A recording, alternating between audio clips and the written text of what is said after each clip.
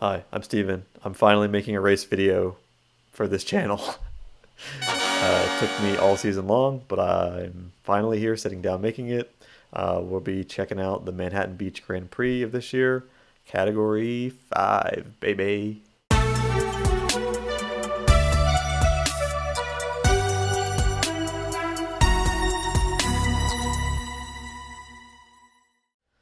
So I've been hyping up this race to everyone on the team for a long time, probably all season. And I really was hoping that we could get everyone to the start line. Unfortunately, Pablo came down with illness before the start of the race. So we could only start with 4 guys, and that was myself, Alex, Joe, and Saul. Welcome everybody to Manhattan Beach Grand Prix. This, the 60th anniversary.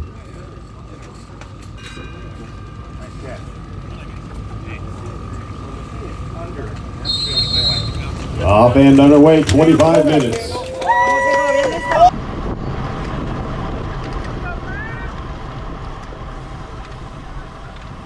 So the first thing I want to talk about is how well Alex does in the first third of this race, securing a good place in the peloton without overexerting himself either. He takes this turn really well, and this is a scary horseshoe turn. Alex is finding himself outside of this line in the peloton. It's strung out a little bit at the front, but he's not overexerting himself at all. And honestly, just looking down at the power a couple times, seeing if a rider's going to pull out of line, and then there's his chance to follow a wheel. So this is a really good strategy to stay away. Oh, and now we just see yellow bike pops out of the line. He just slowly ramps up the pace and follows the wheel of the yellow bike.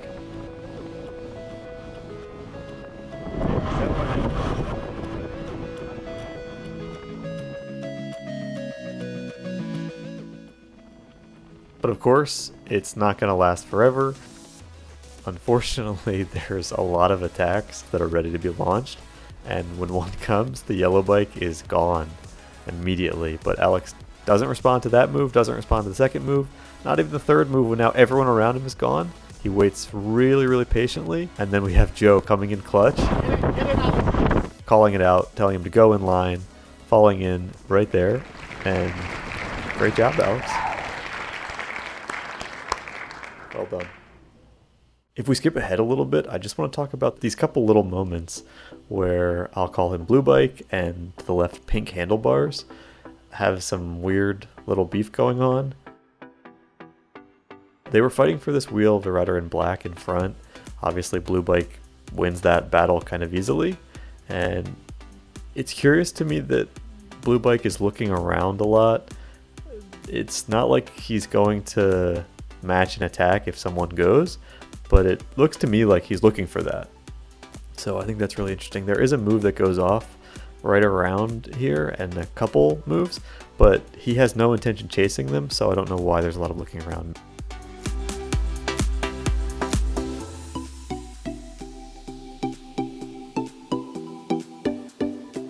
A couple moves went off, but this is really interesting because it seems like Pink Handlebars went around me and I guess behind, and then came around the other side, really dives the corner hard almost into Blue Bike, and there was definitely a look there of, what are you doing, man? And it doesn't get better here because then the adrenaline's going for Pink Handlebars. He's riding way too hard. Sprinting out of the saddle in this moment is very interesting. There's not really a move going, and he jumps really fast from right to left. That was way too fast to make any kind of move. Even if there's space, that's a dangerous move that should never be made. You should never be moving that quickly from one side to another because, of course, you don't know what's around. But if we fast forward a little bit, there's a lot of tension in the peloton from that instance, and I think that kind of drove the pace at the front, but also condensed all the riders. So there's a little moment here. This rider in white notices and really remonstrates with the rest of the guys in the group, channeling his inner Alaphilippe. If we skip ahead to 2 laps to go in the race, or I guess 1.5 laps to go, the corners here did not get any safer, but they did get a lot faster. And to make matters even worse, heading to this corner, you can hear the volunteers yelling at a cyclist that's oncoming to this race. Thankfully, the volunteers navigated him to the sidewalk. It could have been really bad, but thankfully no one was affected by it. Also want you to notice rider 501 here coming out of this corner, reaches into his back pocket and pulls out his phone, it looks like, drifts way back in the peloton. Don't know why you'd be reaching into your back pocket at such an important time in the race. But as I keep moving forward, I see Joe and I want to stay up with him. He's been doing a great job positioning himself at the end of races. This is true of most laps in this race.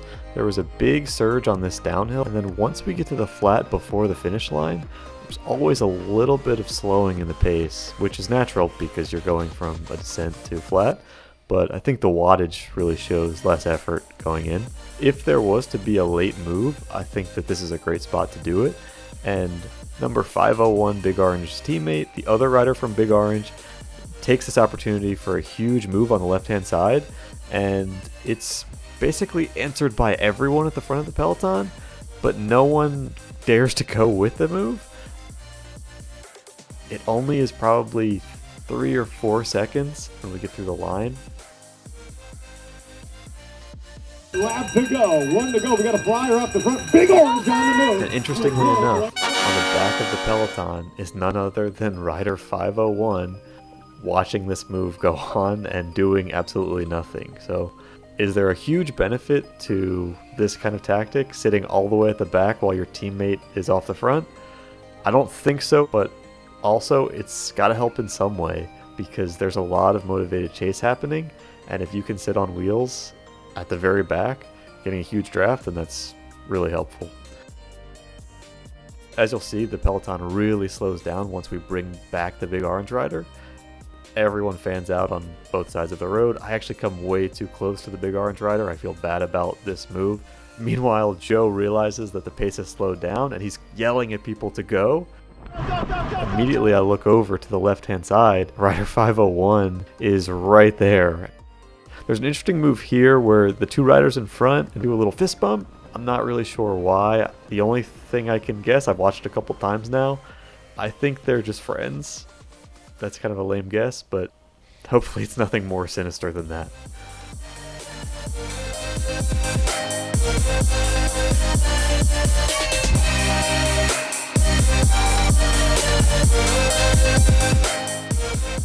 Now this is the dicey moment here where everyone wants to get in this last corner first.